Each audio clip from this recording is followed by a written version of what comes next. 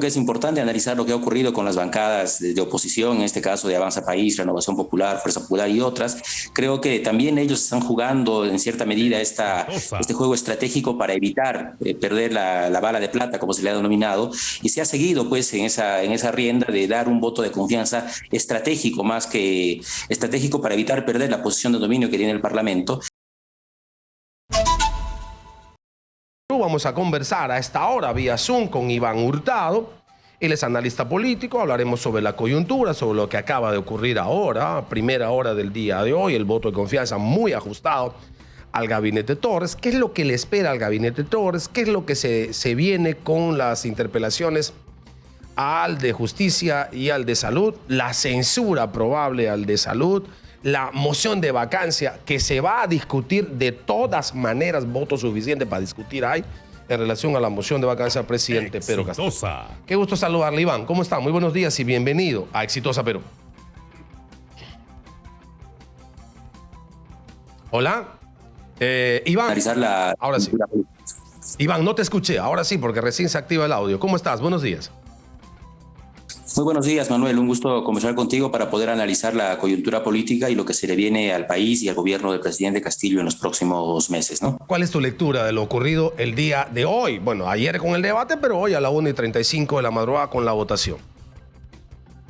Bueno, lo primero que hay que analizar es la siguiente máxima, ¿no? En política no hay casualidades y creo que estos 64 votos que ha logrado el gabinete del primer ministro, señor Torres, es producto de la capacidad que ha tenido el gobierno de fracturar algunas bancadas, en este caso como el de Acción Popular, porque no es casualidad que por un voto se logre la cuestión de confianza y creo que en esto ha trabajado de una manera apropiada y pues la pregunta ahora, más allá de que ya se le ha otorgado el voto de confianza a este gabinete, es cuál va a ser el horizonte que tiene este gabinete para poder trabajar, porque si uno ve lo que ha ocurrido con los anteriores gabinetes, su horizonte no es precisamente el más favorable, más aún en la coyuntura política que se está viviendo, porque el día de ayer se ha dado un caso bastante sui generis, en donde mientras se va discutiendo un hecho de tanta importancia como otorgar el voto de confianza a un gabinete ministerial, al mismo tiempo prácticamente se está discutiendo una moción de vacancia presidencial. Entonces la pregunta es, ¿cuál es el horizonte de trabajo que va a tener este gabinete ministerial del señor Torres, por un lado, y por otro lado, cuál es la capacidad que tiene este gabinete de poder concretar los anuncios que ha hecho, que más allá de no ser,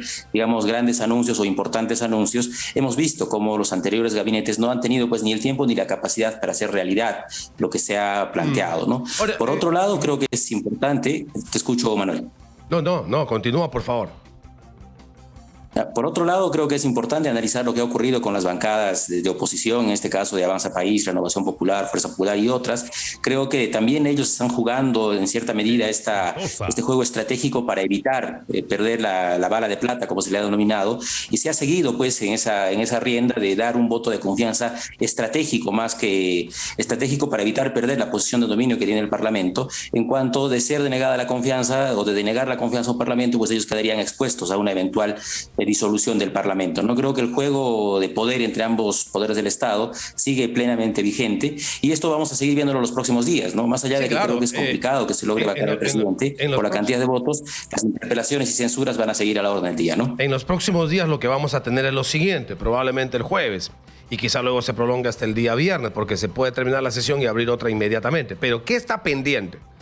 2 interpelaciones. Bueno, en realidad son 3 interpelaciones, 2 para un solo ministro, que sería el ministro de Salud, Hernán Condori, y para él mismo una moción de censura. Es otra cosa inexplicable. Presentan moción de interpelación y presentan moción de censura inmediatamente, paralelamente, en el acto, en simultáneo, y bueno, y uno no entiende mucho esa conducta del legislativo, pero es real.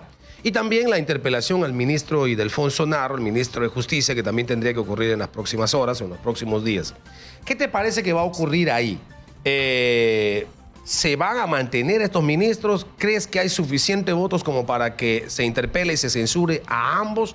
¿Se censurará solamente al ministro de Salud? ¿Debería ser prudente por parte del gobierno antes que eso ocurra pedirles renuncia? ¿Qué te parece que sería el mejor escenario? Bueno, creo que independientemente del juego político que se da en el Parlamento y que va a determinar si se censura o no se censura a un ministro, lo que tenemos que analizar nosotros es la idoneidad en el cargo de quien ostenta el cargo de ministro de Salud en nuestro país, más aún en la coyuntura tan complicada que se viene viviendo en estos momentos a raíz de la pandemia, ¿no? Y es evidente que todos los especialistas han coincidido que el ministro Condori no cuenta pues con las capacidades técnicas para llevar adelante este ministerio y por el contrario está su presencia socavando los cimientos y socavando también la capacidad de ejecución del Ministerio de Salud. En ese entorno, en ese análisis que va más allá del juego político, que va más allá de izquierdas y derechas, simplemente exigiendo idoneidad y capacidad de quienes conducen el aparato estatal, creo que la presencia del ministro Condori es insostenible y en realidad el ministro Torres, el primer ministro y el presidente de la República debieran pedir la renuncia al ministro Condori antes de verse expuestos a una eventual censura de este ministro por parte del Parlamento. Y ya entrando en el juego político, yo creo que el Parlamento, como dije hace un instante, está evitando, digamos, negar la confianza a un gabinete por cuestiones estratégicas y en este caso la bancada de Acción Popular y quizá Alianza por el Progreso están jugando un rol, digamos, de péndulo muy importante. Pero cuando ya se trata de censurar a un ministro y ver que continúe o no continúe, cuando a todas luces no cuenta con la idoneidad, yo creo que se van a lograr los votos necesarios para censurar a este ministro que a todas luces no cuenta pues con el perfil necesario para liderar esta bancada. Pues ahí esperamos que el ministro Torres y el presidente pues tomen cartas en el asunto y eviten que se dé este trance en el Parlamento y ellos se anticipen y pidan la renuncia del ministro Condori, ¿no? ¿Crees que pasará lo mismo con el ministro de Justicia y Delfonso Narro?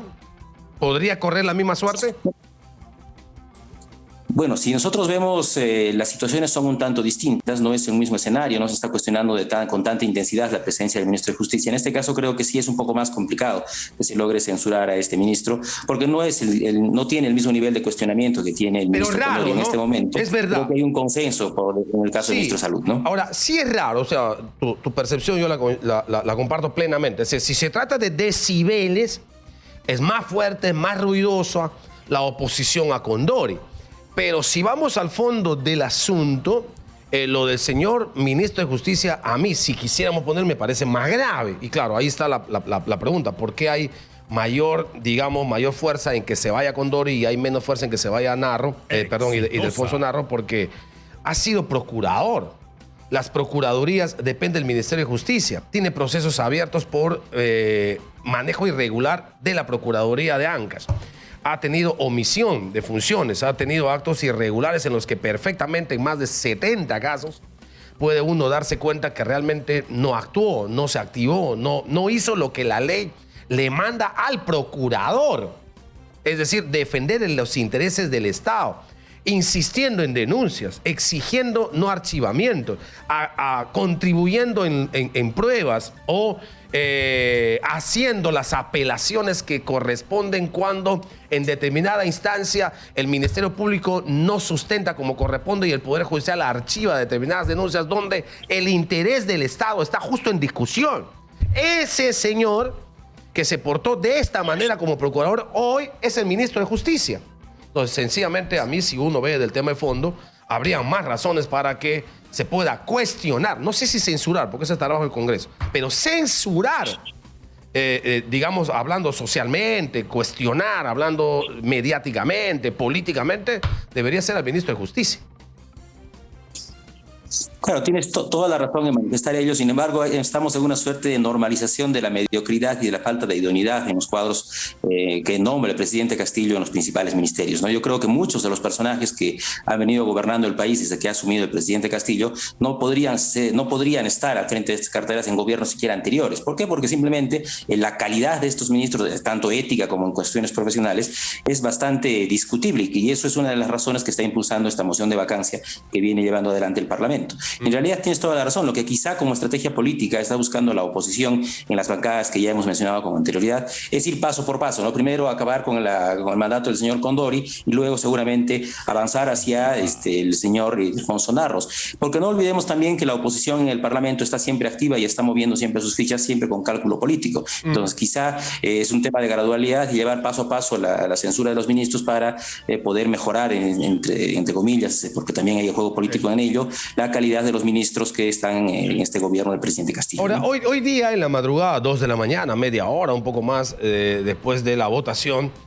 tuiteó Vladimir Cerrón y está muy tranquilo. O sea, lo que ha dicho es, esta votación nos deja más o menos clara la posición de lo que va a pasar. Dice, es un buen indicador que permite deducir la imposibilidad de la vacancia. Un Vladimir Cerrón muy confiado de que la vacancia definitivamente no va. Y dice además otro detalle, que es un tema que también hay que evaluar. Movilización popular fue protagonista de la historia. Parece ser que hoy las calles van a hablar más. Y parece ser que la estrategia política partidaria de Cerrón, no sé, pero probablemente del gobierno de Pedro Castillo también sea que la gente salga a las calles a, entre comillas, respaldar el gobierno, como el día de ayer ha ocurrido incluso con algunos conatos de violencia. ¿Coincides con Vladimir Cerrón en que definitivamente no se va a dar la vacancia y que lo que ocurrió hoy en la madrugada es, digamos, el presagio de lo que va a pasar la próxima semana o los próximos días? En cierta medida, Manuel, lo que sucede es que alcanzar los 87 votos para llevar adelante una vacancia es bastante complicado y a todas luces la oposición no tiene esa cantidad de votos, ¿no? Y en esto es muy importante ver el rol que cumplen bancadas como Acción Popular, que aparentemente habrían sido fragmentadas, incluso que uno sospecha de si esa fragmentación es producto de la conciencia de cada uno o producto de movidas que han podido darse desde el Ejecutivo, a raíz de las declaraciones de la señora Karelyn López. Ahora, lo que sí ocurre es que el gobierno ha logrado aglutinar a un conjunto de bancadas para poder, digamos, sostener el gobierno del presidente Castillo. Sin embargo, aliarse o nuevamente ponerse de lado de la bancada de Perú Libre, donde están ciertos congresistas con unas posturas bastante radicales, impide construir una agenda de gobernabilidad. Eso quiere decir que puede asegurar su permanencia en el gobierno porque no se van a alcanzar estos 87 votos, pero va a ser prácticamente imposible tener un clima de paz que le permita articular una agenda consensuada con el Parlamento, porque es evidente que existen pues grandes diferencias ideológicas y de agenda país entre las bancadas que soportan al presidente y aquellas que se oponen a él, ¿no? Vladimir Cerrón es un viejo zorro en política. Él seguramente ha estado moviendo sus intereses y los intereses del gobierno en el Parlamento, y quizá producto de lo que han hecho él, el señor Guido Bellido y el señor Bermejo, es que ciertos votos se han dado en una dirección diferente a la que se esperaba, ¿no? Ahora, las calles. Ha dicho que ha sido protagonista la movilización.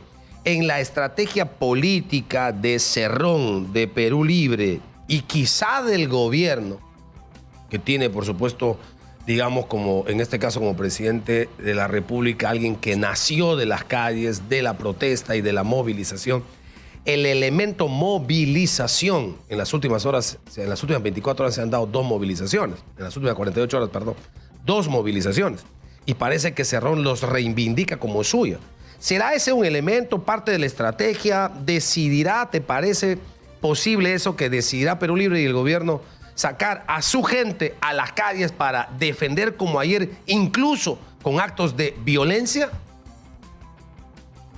Bueno, yo creo que la capacidad de movilizar a la ciudadanía de parte del gobierno y más del partido, en este caso de Perú Libre, es bastante limitada. En el transcurrir de lo que va de este gobierno en estos primeros 7 meses, si algo ha logrado este gobierno es minar la confianza que tenía en buena parte de la ciudadanía, que tenía esperanzas, digamos, en lo que este gobierno podía hacer, dado su origen y dadas las iniciativas que han llevado adelante. Sin embargo, a raíz de los constantes errores, de los constantes harakiris, para decirlo popularmente, que han ido cometiendo, creo que el respaldo popular que tiene este gobierno ha ido cayendo de manera sostenida, incluso en lugares como el Cusco o regiones del sur del país, donde pues ellos tuvieron una amplia votación, ¿no? Ahora, eso no quiere decir que no haya un segmento de la población que aún los respalde y que seguramente atendería un llamado tanto del partido político ahora en el gobierno como del mismo presidente de la República. Claro. Sin embargo, hay que decirlo con toda claridad también, el Parlamento y las fuerzas de oposición también tienen cierta capacidad para mover la calle. Por lo tanto, yo no estoy muy seguro, como el señor Vladimir Cerrón, de la capacidad que tengan ellos de movilizar a la ciudadanía en respaldo de este gobierno.